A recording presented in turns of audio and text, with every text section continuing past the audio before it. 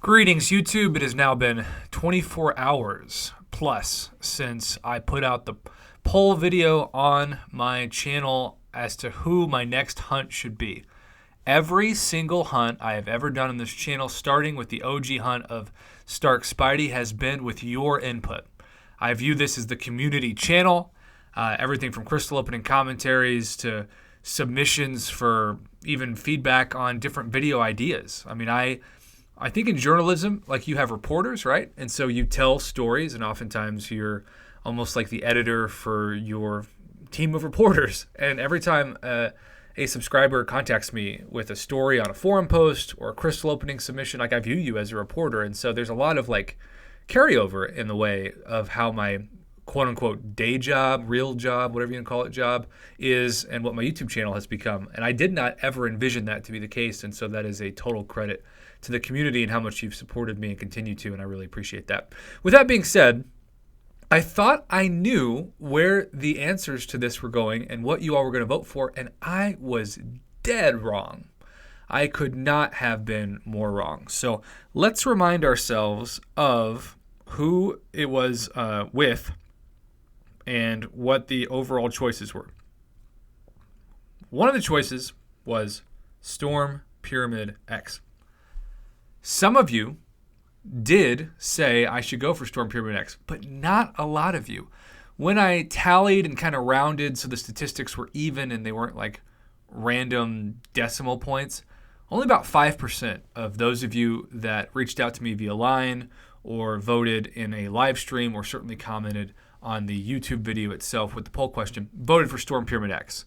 She was off the board, and such a small percentage voted for Hitmonkey, like there was like 10 people total, that it wasn't even really worth calculating. Hitmonkey was like 1%.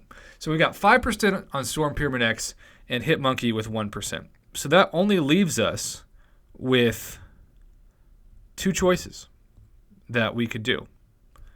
Well, actually three, really, because the person that came in third was Stealth Suit Spidey, and that was about 9%. I guess I should say 10% just to be fair. 10% of you thought Stealth Spidey, and there were some really good suggestions. I think, like, I don't feel so good hunt, which is really clever. But again, not a lot of people went for him, so it became clear that this was a 2-champion horse race for the winner of the future hunt and the title of that hunt. The first champion that got a ton of feedback, and I was biased toward this champion and honestly had hoped that this would be in some capacity the hunt. And of course, I'm still going to be rooting for landing on her. Just because I am maybe not going to hunt for her doesn't mean I'm not going to say to myself, I still don't want her. No, I definitely want her. I love her as a 6-star. So Black Widow Deadly Origin got a ton of votes, but she came in second. And it wasn't so close that I needed a recount or anything. It was close enough to where it was clearly a 2-champion race.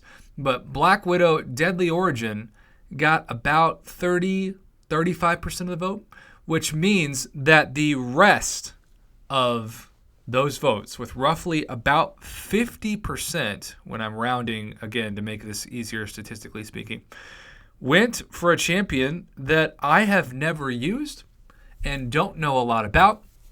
I don't know what his awakened ability does, really. I don't know what he needs to be in terms of SIG level as a 5-star to be super effective. I'm going to leave that to the comment section and read them and learn, because Lord knows I learn just as much, if not more, from you than you learn from me on a daily basis. But Red Guardian is the next hunt. And not only that, but we have a winner for the title. The winner for the title is Mr. Atom Bomb himself, Mr. AB. Makes me think of Antonio Brown, the ex-receiver for a number of teams, including, most importantly, the Steelers. But Atom Bomb came up with the idea that was a huge hit when I brought it up to the live stream chat last night. I appreciate everybody's feedback, as always. And that is, if you're hunting for Red Guardian, this should be the hunt for the dad bod. And so when you look at my 5-star shards and what I have prepared in my inventory to start my next hunt, you can see I've got just over 9,000 5-star shards, and I do have a 4-star crystal here. And then when I scroll down, I have another 4-star crystal here. So if I get 2 Max Sig crystals, which I'll try to open before the opening, the hunt for the dad bod, the first round, could officially be tonight. So I am very much looking forward to starting a new hunt.